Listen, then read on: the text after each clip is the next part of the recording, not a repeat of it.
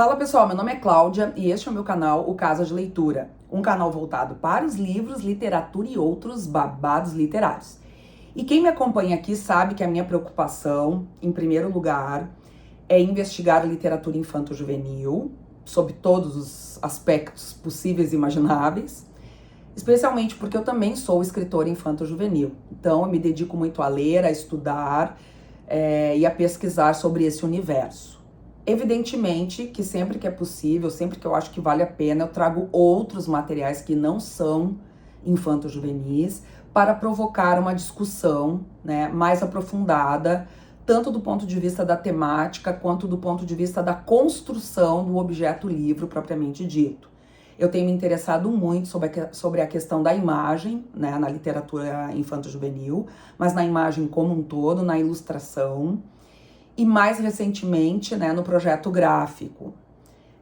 Eu estive num congresso recentemente em Ouro Preto e conheci a pesquisa de uma escritora ilustradora chamada Aline Abreu, e ela justamente na sua pesquisa de mestrado, ela vai trazer um conceito que eu achei muito interessante, que é o conceito de texto potencial, que justamente é aquele texto, aquela tessitura que se dá entre imagem, palavra e projeto gráfico, concorrendo para a produção de sentidos.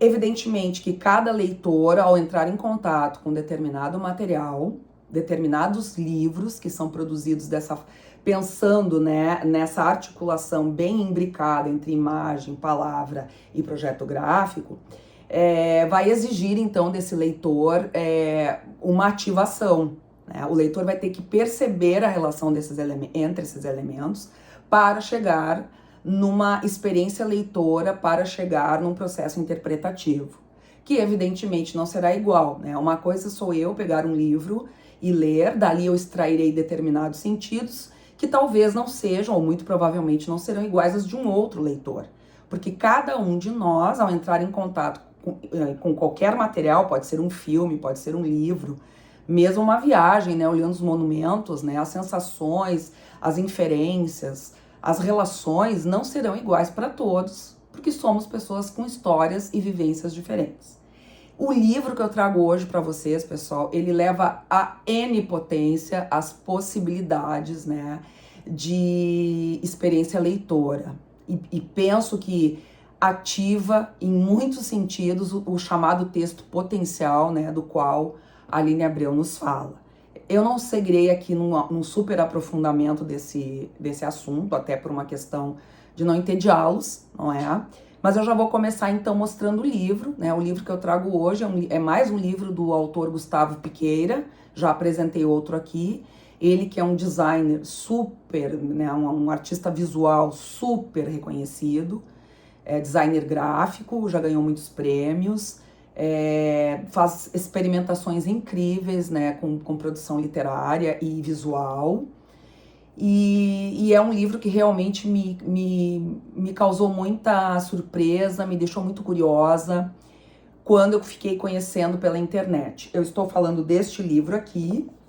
Vejam que isso aqui é, na realidade, uma caixa, o livro está aqui dentro, mas já que nós começamos a nos deparar, né, com aquele elemento que é fundamental em qualquer processo de leitura, que é a criação da expectativa e da surpresa. Já falei sobre a surpresa aqui em outros momentos também. Então aqui vocês vejam, né, o nome do livro é Mateus, Marcos, Lucas e João.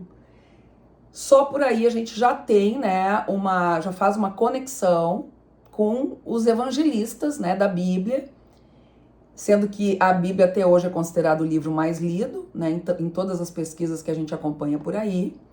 Então, dificilmente alguém não estabelecerá essa relação com os evangelhos. E a capa, pessoal, ela já traz assim, ó, emula, né, aquele aspecto estético das primeiras Bíblias medievais, especialmente aquelas que passaram a ser ilustradas, com as iluminuras, com as letras capitulares, né, que abriam então os capítulos, os parágrafos. Mas o mais curioso, pessoal, é que até recomendo, tá, que vocês venham com uma lupa para examinar esses elementos. Não sei se aí vocês verão, tá? Eu vou tentar aproximar. Mas dentro de cada desenho desses, vocês vão encontrar imagens de elementos que são do nosso cotidiano. Aqui vocês verão ratinhos, né? Aqui vocês verão insetos. Aqui vocês verão copo e hambúrguer.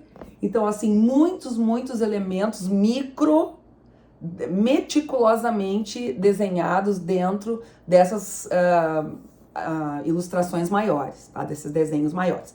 E no verso da caixa, vocês já vão ter outro elemento indicial que aponta para a Bíblia, dizendo assim: neste livro, Mateus, Marcos, Lucas e João contam cada um sua versão da história daquele que veio para nos salvar.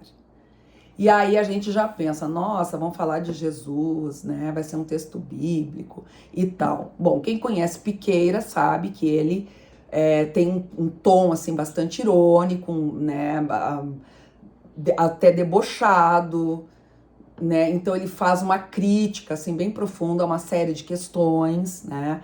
Mas então aqui ele já vai dando pinceladas pra gente sobre a relação intertextual que nós teremos de estabelecer, né, para poder fechar alguns sentidos aqui. E aí, quando a gente abre a caixa, pessoal, vocês não têm noção, eu fiquei impressionada. Olha o que a gente encontra.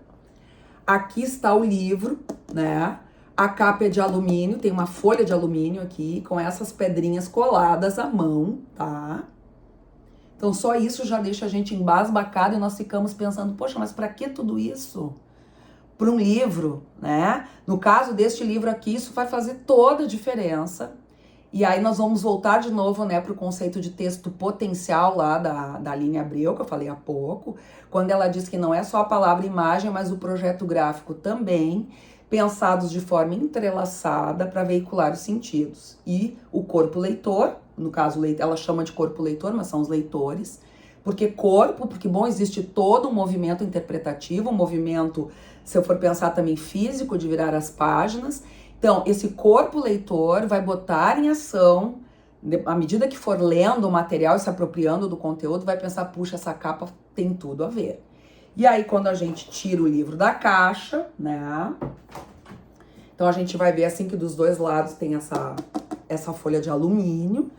E aí, quando a gente abre, então, eu não vou esmiuçar todos os elementos, mas aí nós vamos ter, então, a indicação, né? Aqui tem as capitulares, ó, que são as letras maiúsculas, com as iniciais dos nossos protagonistas aqui, dos nossos personagens, que são Mateus, Marcos, Lucas, João. E no final nós vamos ter um capítulo que fala a respeito de todos eles.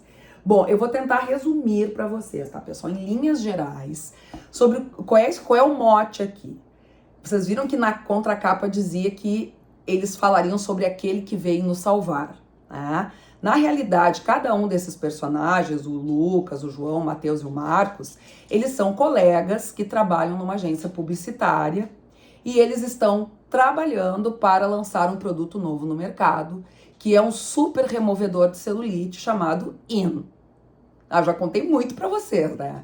Então, cada um dos autores, né? Cada um deles, o João, o Marcos e o Mateus, o Marcos, o João e o Lucas, né? Se eu não me engano, eu tô sempre esquecendo o nome deles.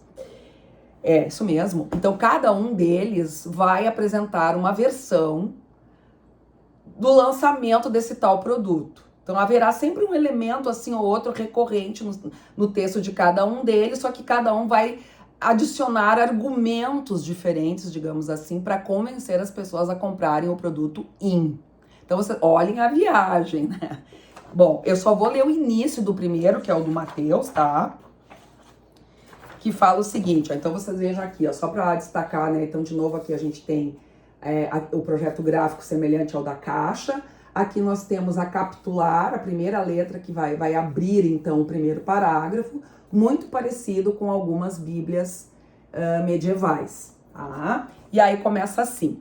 Primeiro foram os óleos para banho, na Grécia Antiga. Em Roma nasceram os pós para clareamento da pele, o carvão para delinear cílios e sobrancelhas. Do extrato de flores e especiarias extraíam-se os perfumes, das resinas naturais, os fixadores. Na Idade Média, os sais de banho. E assim, né, o nosso personagem aqui, que é o Mateus, vai fazendo toda uma relação do surgimento dos primeiros produtos e tal, e veja que sempre com alguma conexão com o que a gente já leu na Bíblia, né, especiarias, óleos, né, que a gente pensa assim, quando Jesus nasceu, os reis magos vieram trazendo, né, esses presentes e tal, até que surgiu o revolucionário creme que queima a gordura localizada e acaba para sempre com a celulite. Bom, e aí segue. Então, cada um deles, né, desses personagens, o Mateus, o Lucas, o João e o Marcos, vão falar do da sua maneira. Então, são versões diferentes, mas, assim, ó, variação sobre o mesmo tema, digamos assim. E no final, a gente vai ter um capítulo em que se conta a vida pregressa desses sujeitos, como eles se conheceram, as suas questões, as suas fraquezas, as suas virtudes, até que vai acontecer uma coisa com um deles, assim, né? Mas que eu não vou contar porque eu já contei demais. Então, assim, ó, em que pese toda a ironia que tem, a paródia que é feita, as relações com a Bíblia, né? Existe uma discussão de fundo aqui, bem importante, acerca que eu acho que é super atual, tá? Eu só vou, assim, fazer a minha interpretação, né, no caso, o que eu entendo disso, né? Mas com toda a evolução que nós temos, né, com toda a tecnologia, com fácil acesso à informação, né, e tudo mais, a sociedade de consumo, ela vai nos consumindo, né, sendo bem redundante. A sociedade de consumo vai nos consumindo e vai nos levando a extremos. E a vida cotidiana vai nos engolfando, a gente vai nessa loucura, a gente corre, a gente trabalha, a gente se estressa. E como é que a gente vai acabar? Como é que isso tudo termina? Né? E me chamou muito, assim, com essa questão do produto, né? Que é aquele que nasceu para nos salvar, que no caso é o anticelulite.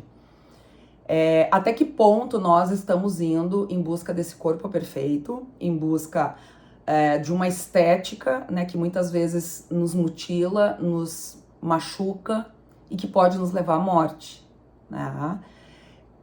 Respeito, né, a opinião de todo mundo, cada um é dono do seu corpo, né, cada um decide sobre si, mas eu penso que esse livro traz uma discussão muito importante, não só sobre isso, mas sobre outros tantos elementos que dão a tônica, né, dão o tom desse momento que nós estamos vivendo. E para complementar, que eu achei sensacional, tá, junto com esse livrão maravilhoso aqui, nós temos um outro livro, tá? Olha só a sacada do Piqueira, né? Ele diz assim, ó, autor Gustavo Piqueira rebate as acusações de plágio recebidas por seu livro Mateus, Marcos, Lucas e João. Então, ele mesmo, né, o autor, vai contra-argumentar, né, as críticas, né, que eu não sei se ele efetivamente recebeu, eu acho que não, isso está no plano da ficção, de ter plagiado a Bíblia, né? E aí ele abre as primeiras páginas, né, se defendendo. E o que eu achei mais interessante é que dentro desse processo argumentativo que ele cria para se defender, ele conta a história da Bíblia, dos primeiros escritos, né, mas do ponto de vista do projeto gráfico mesmo, da questão estética, da questão visual, das letras, do espaçamento entre as linhas. E ele traz, assim, exemplos, assim, pra gente ver. É até muito engraçado, né, que quando ele vai se defender, ó, ele mostra aqui, né, uma página do livro dele e depois mostra aqui uma que seria de uma Bíblia medieval. Para dizer que não tem nada a ver uma com a outra, né? Então, ele é muito irônico, ele é debochado, ele é hilário. A gente tem momentos que dá muita risada, tem momentos que a gente fica com raiva, né? A escrita dele é provocativa, né? E eu acho que quando um autor consegue nos provocar, tocar o nosso sentimento, nos tirar da nossa zona de conforto, né? Eu acho que o livro cumpriu, né, o seu objetivo de fruição estética, de provocar diferentes interpretações, de botar a nossa cabeça para funcionar, como eu sempre digo, né? E aí, então, ele vai nesse outro livro, que está dentro daquela mesma caixa que eu mostrei para vocês, ele vai mostrando, então, a evolução, né, visual das primeiras Bíblias, inclusive quando entram as iluminuras, né, que são alguns desenhos, né, por exemplo, assim, né, algumas ilustrações, vou mostrar umas iluminuras aqui também, né, Então é um material muito rico, até para pesquisa, eu achei bem legal. Ele também fala das capitulares, né, que são aquelas letras maiúsculas, que são colocadas para abrir, ó, os capítulos. Então aqui a gente tem uma, ó. E ele também mostra outras em separado, fora do texto. Deixa eu ver se eu acho aqui para vocês. Decoradas, tá? Então, assim, é muito... Como material histórico, esse material de pesquisa histórica, né, sobre as primeiras Bíblias, aqui, ó. Então, ele vai mostrar as capitulares, ó, a letra E, a letra R, a letra A, né? Então, as capitulares, elas vão entrando para demarcar o início de um capítulo, o início de um parágrafo, depois o início de outro. E assim ele vai esmiuçando e também discutindo por que as ilustrações, os desenhos, né, começaram a ser introduzidos nas Bíblias, né? Existe uma questão de fundo aí político, social bem importante. E também algumas Bíblias eram riquíssimas, até com ouro, né, sendo usado na sua composição, também como um símbolo de poder e tal. Olha assim, ó, pessoal, um material fantástico. E por quê, né? E por que será que a gente vai ter esse material aqui todo decorado, essa capa tão pomposa, né? Eu acho que eu já meio que cantei a pedra aqui pra vocês, né? Bom, eu espero que vocês tenham curtido, pessoal, esse livro do Piqueira, assim, essa sugestão, né? Não sei se todos gostarão, né? A escrita do Piqueira, como eu disse, ela é mordaz, ela é irônica, porque justamente ele quer tocar o dedo na ferida e nos provocar, né? Então, aquele texto potencial, né, sobre o qual a Aline Abreu, que eu acho que magistralmente ela desenvolve na dissertação de mestrado dela, vai ser ativado aqui, ó, em todos os âmbitos, né? A gente vai encontrar texto potencial aqui, porque palavra, imagem e projeto gráfico realmente estão aqui alinhados na veiculação dos sentidos. Eu espero que vocês tenham curtido, pessoal, né? E até o nosso próximo Casa de Leitura. Beijo grande. Basta abrir um livro e se entregar à imaginação.